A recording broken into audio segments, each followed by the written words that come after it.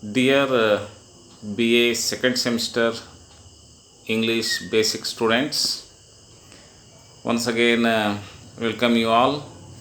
This is the online class during the second wave of COVID-19. Anyway, it is very unfortunate, but we have to do our work. And from today, I would like to start the English basic lessons. Today I want to give you the introduction about the syllabus and units and lessons. Here, as you have known already, in the first semester you have learnt 8 lessons out of 4 units. In the same way, this time too, there are 4 units and each unit consisting of 2 lessons. I read the unit number 1. It is meant for the title Art and Society. The 2 lessons we read about our ancient Indian society and ancient Indian art.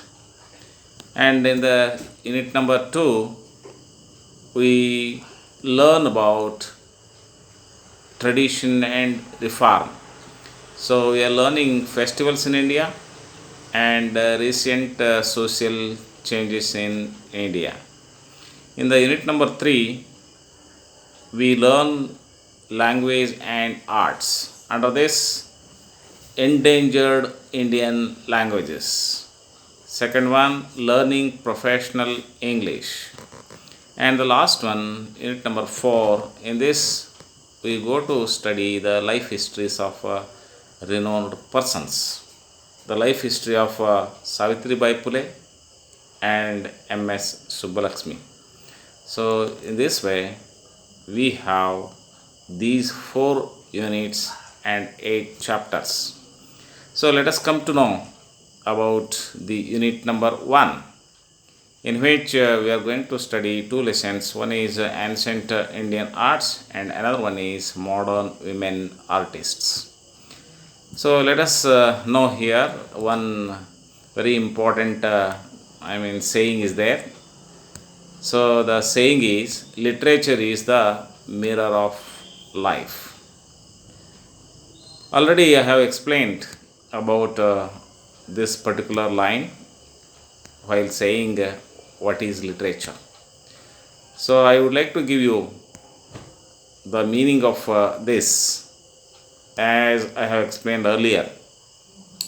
It is the reflection of society. What is the reflection of society? Literature.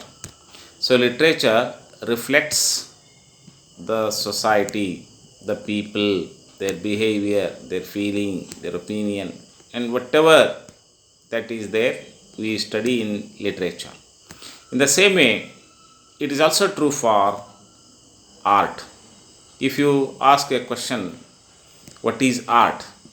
So in which you find the same thing. Art deals with the subject matter once again about human beings, about people, about their tastes, about their day-to-day doings. So that's why in this chapter we are going to learn about the ancient Indian arts. So in this particular chapter, it gives us the knowledge about the Greek art and their excellence and how this particular art has its full potential.